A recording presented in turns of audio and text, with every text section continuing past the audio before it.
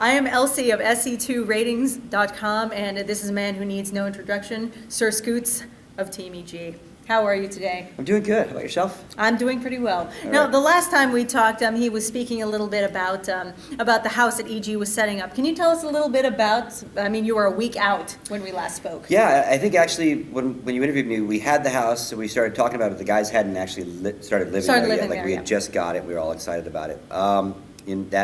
They've been there since August, so about 3.5 months in, and it's going really well. I mean, it's going to be a work in progress for a long time. I mean, you're always going to evolve what works in the house, what doesn't, whether it's training regime or who's in the house, how you use the house for marketing, etc.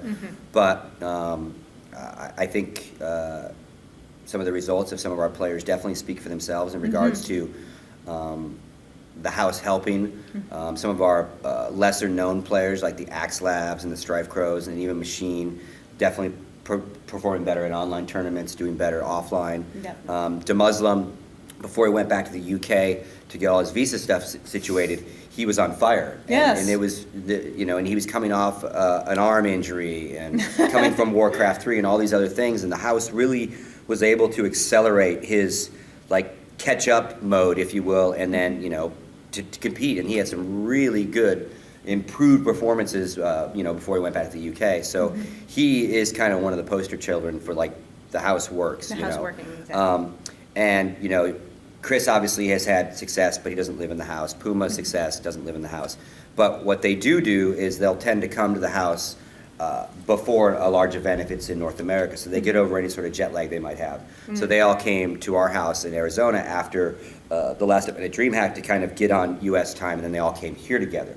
So while you can't necessarily say it's a deal breaker, some of these guys' travel schedules, our team and other teams, are so every weekend for this basically last 2 months, there's almost been something, and that does take a toll. I know that from my old life of being a guy who traveled and did event logistics all over the world for corporate planning, jet lag used to affect me, and I wasn't competing for money. Your brain kind of starts slowing down if you don't get sleep and you're on the wrong zone.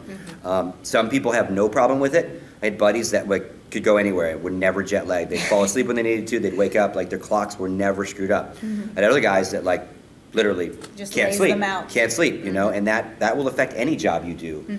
Add pressure of competition, of being streamed. It's a different kind of job, right? So those kind of things are great use of a house. Right. And then I think Greg's last couple victories that he had, while I don't know if his practice regime and what he was working on training-wise in the house got him over his little slump, but being surrounded by his teammates and encouraging him, helping him get him out of his little funk in that house and giving him a home absolutely has improved his mental, and that's unquantifiable, right? Right, exactly. So far so good, and one of the cool things that happened since we last interviewed is our WoW team actually used the house to boot camp before they went to BlizzCon. So at one point we had our StarCrafters and our WoW team all in the same house, all hanging out, and they were doing fighting games on the side, having fun. It was two, because each of these divisions are kind of their own little world, right? StarCrafters hang out with StarCrafters, Counter-Strikers, Quakers, right? And so to see these two very different games, competitors hang out together, and Isaac, who's our captain for WoW, is a huge StarCraft 2 fan. So to the point where at one point last year we were if your game dies, you might want to think about switching to this game, 'cause he's actually really good at it. But he knows to get really good at it, you turn everything else off and no more WoW, no more anything else, and you got to focus. So he spent, when they weren't boot camping and scrimmaging WoW, he was sitting behind one of the players watching. He's a fan, right? Exactly. So as one of the management of EG, it was kind of neat to roll in and see two different divisions enjoying a facility. Exactly. Exactly. And we'll do more of that. As events dictate that other people in the house can come use it, whether it's our fighters or whoever. We'll definitely try to use it. That's good. You touched a little bit on the challenges of the house and the good things, but I want to speak a little bit more about the challenges. Do you find that there's anything strange with all these people living under the same roof? Any bathroom logistics, just strange things that you wouldn't even think about housing all of these guys together under one roof? Well, it's a good question. Just think about you and your 5 favorite friends. If you all moved into a house together, you'd have all those normal like roommate issues of figuring out dish schedules and come on, float the dishwasher, come on, pick your clothes up, and so because they're roommates, they're teammates, and the core of our StarCraft team have been friends forever. So they've got all these different bonds. They've all been great. We did set some rules, and they've got like a cleaning schedule of, you're in charge of unloading dishwasher on this day, and they kind of laid it out nicely so that everyone does a little bit of work, everybody pitches in. Okay. No major, again, I think part of the fact that they're not strangers to each other, that they're actually really good friends, that they work out all those little like things that bother them right when it happens. And that's one of the first things we said is like, if you got a problem with something, like anything in any kind of relationship, don't let it stew. Exactly. Like get it out on the table. He did this, he didn't do that, he's supposed to do this, let's fix it, right? Because it's one of the things that I made sure when I found the house was that it was big enough. Because again, it is a bunch of guys living together under stressful situations. They're either playing in a tournament or competing while they're in the house, or they're prepping, right? So it's not just a bunch of guys hanging out watching football. So you don't need any sort of added distraction on top of the thing you should be concentrating. Exactly. So they are there's enough bathrooms that each bathroom is basically for one or two guys. Like their rooms are big enough that they're not on top of each other. So even if Jeff's in a bad mood or Greg's had a bad match, and he can go outside, he can go to his room. They've all got places to go, kind of decompress. And like Jeff is one of the guys that will then go in the living room and he'll fire up the Xbox and play Call of Duty or something to get his mind off it. Greg will go read, but they've got enough living space, because if you have all this stress and then you literally stack them on top of each other, the Westerners would lose their minds. In Korea, these apartments are not huge where they all train, but that works for them. Their whole cultural mindset, they don't have a problem with 6-8 guys in bunk beds. That's totally cool. It's actually an honor, right? But it takes a very special Westerner to really want to roll into that exact same mindset. So we're kind of Westernized in that sense. A little bit more space, a little bit more room. And so far I think it's working out great. Like, and no big fights, no like get this guy out of the house, none of that. Like, good. If anything else, it's brought the team even closer as a team. Really? I had an interview with Hotbit yesterday from Team Liquid, and there's lots of organizations with StarCraft teams or StarCraft divisions, right? They all play a 1v1 game. Right. Liquid has a team. They have a teammate mentality. Even though they have to fight each other sometimes, they aren't just a bunch of guys wearing the same shirt. They are buddies, they are teammates, they are friends. And it's these bonding experiences that make it, you go past the, we're in the same shirt, I hope we both win. They truly care for each other. And you put them in a house, you bond in totally different ways outside of the game, which then helps when they have to support each other in game. Exactly.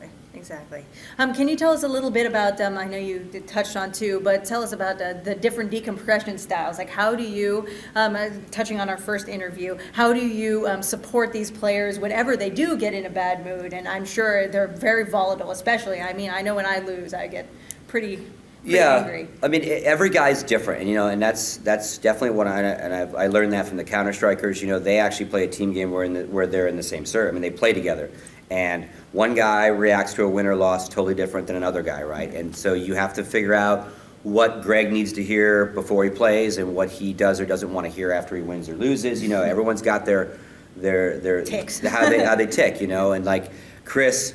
In his mind, a very disappointing day yesterday for him. So he's very tilted right now, and he's very disappointed in himself. And he's such a fan-friendly player that, like, in his mind, he's let down the world. Right? He didn't play to his performance skill set in his own mind, let alone his fan base, let alone everybody out there. He was picked to maybe win this whole thing. So he is still learning, I think, how to deal with his losses, right? And just like any athlete would. Greg used to be the kind of guy that, if he lost, and he would just disappear, and you might never see him at the event. But now, if he loses, he'll bail for a little while, like go kick stuff, break stuff, whatever he needs to do. But then he'll roll back in, and he realizes that, okay, well, there's many tournaments, I'm going to win them, I'm going to lose them. Right. Not the end of the world. Got to get over it. And Chris is, I think. I don't think Chris has had as many tough losses in that sense, where you're absolutely expected to win something and then something unexpected happens and you don't. And I think so. And he's had a couple. I think I think he's kind of in a bad mood today and yesterday because he's had a couple bad tournaments, right? Right. He's in a slump, if you will. But the kid's been traveling all over the globe. Again, you talk about jet lag and all those things, and Right. it's taking a toll on a lot of these guys. You know, I just was eating with Strelak and those guys, and they had a 30-hour flight just to get here. You know, and then he has to go back to the Ukraine first. Then he goes to Korea for WCG. His body will have no freaking idea where it is, and that. Again, depending on how he handles jet lag, that could absolutely affect his performance. Yeah. So, you know, I think you win, you learn, as they say in sports, you know, you learn a lot more out of your losses than you do your wins. Because if you win, That's you true. did everything right. Obviously, everything I did is perfect. Yes. When you lose, you have to start being very analytical of like, why did I lose? And you can throw all sorts of excuses out. You can say it was jet lag, it was this, but it's going to be a combination of things. And Chris just needs to figure out for him how to go through that like mental debrief, right? And then put it where it belongs, put it over here, learn from it, and get ready for the next event. Okay. And he's a young guy, you know, so he takes it hard right now, but I think as he, you know, hopefully, I want to say as he loses As he more, loses more. but he's going to. There, you know, this game is hard, and there's so many good players that no one's ever going to be guaranteed to win. You know, I mean, last night's GSL, who thought Leonardo was going to crush? Did he? Did he lose? Did he win? Right? He lost. I don't know if anyone expected that. So, yeah, and again, they are young adults, so they're learning all sorts of new emotions and how to deal with fans and letting fans down and all those things. Exactly. So, yeah. I mean, yeah, that's. I mean, I'm glad that you touched on Leonok. I mean, Leonok being as young as he is, and then suddenly shooting up to fame, and then all of a sudden, you know, because Yep. I've been watching him since the beta, and I think that some of the EG guys, I mean, they're young, they haven't learned to deal with the huge losses just yet. So, kind of switching gears a little bit here, but the last time we spoke, we were talking a little bit about eSports, and I want to know. Where you think it's going, because it seems like since the last NASL, I mean, it seems to be kind of static right now, at least from my perspective. But where have you seen any growth? Have you seen anything like that on the state of esports? I mean, I definitely think it's growing. I know on the business side of it, you know, we're getting more inquiries than ever from outside media sources, outside sponsorships.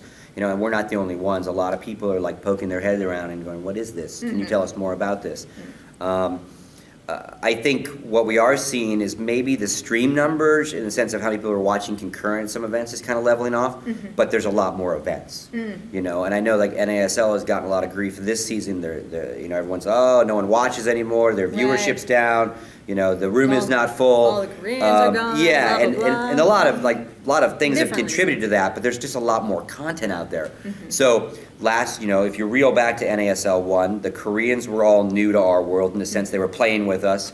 Then they start coming to MLGs, they start going to DreamHacks, they start going to all the other events, the IPLs. So we've all seen them more. They're not these shadow figures of greatness that we've only heard about, right? The shine is slightly wearing off the Korean apple in the sense of, oh my God, I gotta go see them. Right. And of course, this event has 16 people at it. Right. And so if you're not a fan of these 16, and probably not local to California, you probably didn't save your vacation time to come here. Right. At MLG or an IPL, you know, MLG's 200 and some odd guys in the bracket. Right. The odds of your player that you're a fan of being at an MLG Being there. is far greater than here, you know. Or if you're a Slayers fan, you got a bunch of Slayer guys going to bigger events. This Right. is just a different monster. Right. That hurts their attendance. It's always going to. Yes. But, you know, what do you do? Do you know? you find that there's any way of remedying that? I mean, just your personal opinion, of course. I mean, I don't want to say I don't want to say less events or less big things because we need more of them. Exactly. I just think. I mean, it just seems like it's a catch-22 either way. Yeah. So I mean, I think it's going to settle down. The numbers will get a little bit more, you know, static across the board. And then, you know, if you're putting out a good product, you'll probably do just fine. But I think everyone needs to know that, like, what we saw last season with these incredibly high numbers, and you know, MLGs are always going to be well attended because, again, 250 people in the bracket. If they all bring one person, that's already 500 people in the room. Right. Right. And then obviously their rooms also look bigger because you got the same thing happening for the Call of Duty teams and the Halo teams and the League of Legends. Right. This is a lot more people floating around. And again, if I'm just StarCraft 101 fan and I've got a real job, and I'm going to save my vacation money and take my time off, I'm going to pick one of where the most people are. And obviously there's way more matches to watch in an MLG or an IPL. It's just a different format. Yeah. So I think for the organizations, growth is going to continue, but I don't think we're going to see this meteoric chaos of like, oh my God, now we're at 500,000 concurrents. Like it's gonna like level off a little bit, and everyone needs to figure out how to monetize that properly. You know, and don't try to oversell what you do. Don't misrepresent what might happen, because again, we don't know what might happen. You know, NASL is like 2,500 seats in there because they didn't know. And they got like 4,000 tickets they set out in the field between people that bought and they gave away, et cetera, but you still don't know who's going to show up. Who's going to come, exactly. You know, I mean, and I know that Reddit is blowing up on them, you know, empty room looks great, you know, and I don't know how the stream is because I'm here. But I would rather, you know, in a way, have more seats than not enough in a weird way. Because if I did spend my money to come here and be entertained, I want to, yeah. So if you're here, it's probably fantastic. And hopefully at home, it's fantastic. Yeah, and I mean, like we said, I mean, setting up a tournament is a major, major amount of work, and there's a limited amount of staff. So all these people that are very disheartened with the room being empty and blah, blah, blah. I mean, the stream is having problems. I know it did the first NASL. But you need to understand that, you know, these things are going to happen and when things are in their infancy. Yeah, so. And I think, you know, I mean, these guys are like so behind the eight ball because they're not MLG with, you know, millions of dollars of venture capital and 7-8 years of experience. They're not IPL with a large cash injection from their parent company IGN and a huge boatload of staff. I mean, they are kind of our grassroots, like, we can do this kind of locals, if you will. It's like when your buddies, you know, is a really good cook and he goes, I want to open a restaurant, you know. He's not Wolfgang Puck. He doesn't have that kind of backing, but, you know, you want to support him. I think the measure of any organization or any business in the world is how they improve, you know, how they take criticism and how they improve their product. And I know NASL has done a lot of improvement. I have heard there were some stream issues with some sound and stuff like that. But I've been doing this for a very long time. I have never walked into a ballroom for eSports in anywhere but China. I had to caveat that and think here where I've been. That looked as cool as that. Yeah, no, and that's what sucks about it not being full. Because this in the round, like boxing ring. It's a badass setup. It really is. is. So cool looking. You know, so you can like, and nothing, and it's not against the MLGs or the IPLs or anything. They're different. But like the idea of those 4 screens and like the red carpet, like so even this little like underdog, if you will, is innovating some stuff, good ideas. So you want them to succeed. They're not here to rip anybody off. They're not get rich quick kind of guys from the outside. So it's unfortunate that they get a lot of heat because they're going to always be compared to, as I was talking to Russ, I'm like, you're always going to be compared to MLG and now DreamHack and IPL, and like, unfortunately, you do not have those resources. You just don't. And that's just their challenge. That is their challenge. But like that room, again, in the round like that, I think the booth is really cool, how it's very soundproof. I think it's awesome. But they're head-to-head, makes for some good camera angles for them. So yeah, I think people like to pull the pitchforks out and like burn it down when it's not. It's a lot easier when you're anonymous. Yeah, and you know, and what I would say to everyone who's like, there's nobody there, this sucks. I'm like, well, why aren't you here? Yeah, exactly. You know, did you have the wherewithal to come? Are you in California? Like, is it, you know, come down and support. You know, it's cheap to get in. You do see some great StarCraft. You know, but I don't know how they fix it because again, if they always keep it 16 guys, regardless of the 16 guys, it's a different tournament. You know, so maybe it shouldn't have 2,500 seats. Maybe it should be done in a much smaller, tighter kind of venue. I don't know, and I'm sure, you know, again, they're really good at taking feedback, whether they fix stuff or not. I'm sure they're reading Reddit and they'll do all they can for season 3. But they're doing a lot of things right, and they should. They're doing a lot of things right with the least amount of resources than anybody else who they're competing with, really. And so for that, like, I mean, they could have after NASL went, screw it, you know, whatever, you know, we're out. We did. We're out. we're not going to do it anymore, and that would hurt all of us. So, Exactly. you know, and on the player side, they take really good care of the players. The players are loving this player introduction You know, thing. I was actually about to ask, I mean, you were telling a little bit about how the fans were discouraged. I want to know about your team. I mean, how do individual players react to seeing like a whole empty room full of people, or is this just kind of? Yeah. I mean, I don't think they necessarily care. I mean, I think in their mind, they would like a full room too. Right. I mean, because again, they want the NASLs of the world to succeed because Right. it's another playing field for them. They love the red carpet. They love the fact they could pick their music and like kind of get their own hype going. You know, and here they have their own players' lounge. They're very well taken care of, and the format. Again, you know, you talk about 16 people versus 232 or whatever. Like it's not an easier tournament. It's less work in the sense of like Greg played one match yesterday. Right. So he didn't have to play through an open bracket for 10, 12 hours, you know. Right. He didn't have to wait around all day to then play a guy who Right. had played all day, right? They're all in the same thing. They all played Right. one match yesterday. If they win today, they all play one more today. You know, so it's a nice casual schedule for them. Yes. And so I'm sure, especially the ones that are jet lagged and tired, it's perfect for them because again, you if you're all screwed up and then you have to play like through that open bracket of MLG, Right. or the DreamHack groups and stuff. So I'll say it's an easy tournament that has nothing to do with the skill level of the players, but Right. it's a nice casual tournament for them Yeah. for a lot of money. Yes, exactly. You know, and if you ask them, the two most important things to them are how am I treated, what are the conditions that I'm in, and what's the prize money. Yeah, You know, exactly. and both of those are good for them. But then again, I mean, that format, it might be, I don't mean easy, like you were saying, but it's also a lot of pressure. I mean, when you only play one game, Yep. then I also assume that also doesn't help with your players who haven't really understood, you know, that this is what you're going to lose sometimes. Yep. So it's going to be difficult that way too. Well, that's a big debate in the whole community, you know, double elimination, single elimination. And, you know, NAS, so this is not just an invite where they flew 16 people in. They qualified all season long to get Yes, here. exactly. So they played a boatload of StarCraft to earn the spot to get him here. The spot getting him here, I think, already got him $1,000. So they already all won a little bit of something. And again, I always relate what we do to real sports on the business side, on the player side. And there's not a sport in the world that I'm aware of that has any sort of tournament of note with any sort of double elimination. Right. You know, World Cup uses groups and then into single elim. You know, obviously leagues have playoffs that lead to, you know, single elim games. Right. I think there's something inherently like primal about every game you play, Is your single tournament life is on the line. Yes. You know, there's never in the back of your head, oh, if I lose, I just dropped to the bracket. I'm not out yet. Oh, Right. I'm not out yet. I mean, the EG guy in me is like, oh, like at MLG, he's like, okay, he's not out yet. Yeah. But at the end of the day, like,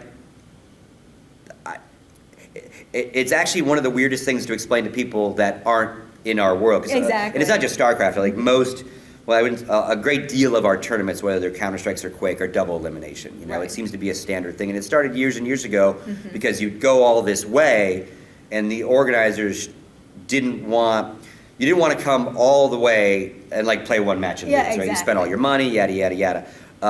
But you try to explain that to someone in sports, like, wait a minute, didn't he already lose? Why is he still in the tournament? Wait, Right. he can lose, but can- still win? Go to the loser's Yeah. bracket and then fight his way back. Yeah, and Greg made a really good point the other day in an interview that if that, you know, when that guy comes out of the lower bracket, 9 times out of 10, he does not win. He's not gonna overcome the disadvantage he has of having Right. to win 2 best-of-3s or an extra extended series. Right. So it's kind of anticlimactic because your guy who's already on fire, has not lost, has this other advantage now. Overwhelming advantage. And then you try to explain that to someone who's like, no, he's got to win twice. Like, wait, it's the grand final. Yeah, but he lost. He didn't lose. The other guy got to play again. Right, And it's right. just like I just like that pressure It's- that every game counts. It's not very intuitive for a person who is just getting into StarCraft in Yeah. the first place. You're trying to introduce them to a tournament, like, and you say, oh no, but this person didn't lose, but then this person won, so they have to win. I mean, so Yeah. it might even be one of the barriers for new people to even get Yeah, in. so I love this format, and the way they kind of compensated for it is it's best of 5s, not best of 3s, not best of 1s. So again, you know, you got enough time in a best of 5 to show who the better player is. It's true. One map's not going to cheese you out. And then the semis for this particular tournament, it goes to best of seven. So that's even cooler. So yeah, and I'm sure some of the players go both ways on it. Like, I like that second chance. But again, I just love as a sports fan, the pressure of like, you lose, you're out. Yep. That's it. Go. You got to go watch. Yep. And so I hope more do that. Whether it's some groups that whittle down into single limb or this kind of thing. I just like it. No, I completely agree. As a spectator, it's intuitive and it's easy to grasp. Talk to us a little bit about because you were saying a little bit earlier about how it's difficult to explain to somebody who isn't in this world about certain things. Tell us a little bit about what normal average people can do, like on Reddit or whatever, to increase the viewership of esports, to further the cause, to even give back. Because I know that Husky, for instance, he came to my hospital and he donated blood for one of my patients on the floor. So nice. I mean, if you can think of anything like that to further esports, I'd be all ears. Well, I mean, I would first say definitely, keep an eye on Reddit and Team Liquid. Those are kind of the two big outlets. ESFI, I would say support them. They are kind of one of the North American's only independent, news sources that is kind of unaffiliated with anybody. So if anyone can be, unbiased or unattached, a lot of our media is league related or team related right now, and they're kind of looking to be the ESPN that keeps an eye on everything but is really attached to none of them. Right. So support that stuff. As I always say, whoever your favorite team is or your favorite league is or your favorite website, support them. Click on the ads. If you like EG, buy our shirts, buy our mouse pads. I mean, that's just like in real sports. Our merchandise helps fuel the machine. Right. Same thing with Team Liquid. They can't keep shirts in stock, and that's great because that money is real, and that helps. That helps fund them. It helps bandwidth. It helps everything. So. And anything from like tweeting our sponsors or whoever you like sponsor saying, hey, thank you so much for what you do in esports. Like, it really works. Like, people have figured out, like, obviously Monster is one of our big sponsors, and we are so excited to have Monster because they're a lifestyle brand. Right. They don't sell computer parts, they don't sell mouse pads, they don't sell something that we all already use. Right. They're a big lifestyle brand, and they're huge in action sports. And those energy drink companies have grown that sport to be Shaun White and Tony Hawk being world famous. They are kind of the main sponsors of that kind of stuff.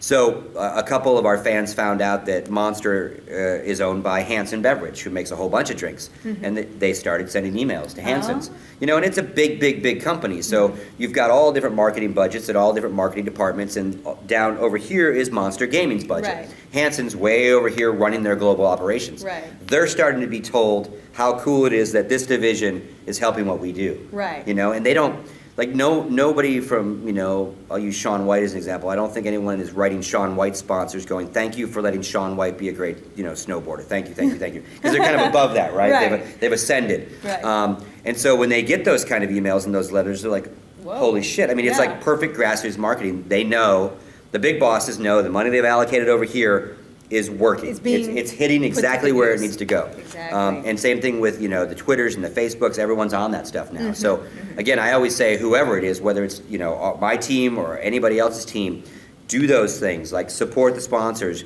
go to their websites, click on that stuff, tweet, Facebook it. And if you're trying to get someone new in, like, again, try to explain to them how it's like a sport. If everybody who was addicted to all this like we were could grab their best buddy who at one point went, well, what do you do? Come on, come have beers with us. No, I got GSL, dude. I'm not, yeah, whatever. Grab him and sit him down and like walk him through that. And whether it's fighting games or Quake or Counter-Strike, whatever your game is, like, try to grab your buddy and explain to him, like, it's like anything else you're passionate about. You try to show your friends why you're passionate about it, why they should care. Same thing, like, don't be ashamed that you're a fan of this, right? Because I mean, it's like 10 years ago, if you were a snowboarding fan, you were like, okay, yeah, we're a bunch of knuckle dragging snowboarders. Right. But now, like, they rule the world. Shaun Right. White is one of the richest guys around in sports, you know, Tony Hawk. Mm-hmm. But there was a while when they were just like surf punks and skate punks and like, who Right. are these kids, you know? I mean, and it wasn't that short a time ago for us No, either. I yeah. mean, there was this thing like, yeah, I play computer games. Like, Yeah. I mean, it was just You know, and I remember my mom, I was a big Counter-Strike guy. My mom came to visit me one time, and I had a Counter-Strike match, and like she sat behind me and watched me play, and like afterwards, in between maps, I explained to her what we were doing, and like she literally sat there for 3 hours and watched us play. Wow. And she still brings it up, you know, and like, and then she knows what I do and everything. So like, just spread the Kool-Aid if you can, you know. all right. That's perfect. Now, do you have anything else to add? No, I mean, again, just thanks for the interview. Nice to see you guys again. All right. actually. Thank Yeah. you, Sir Scoots. I mean, maybe the next NASL, we will talk again. Sounds good. Nice Thanks. to meet you.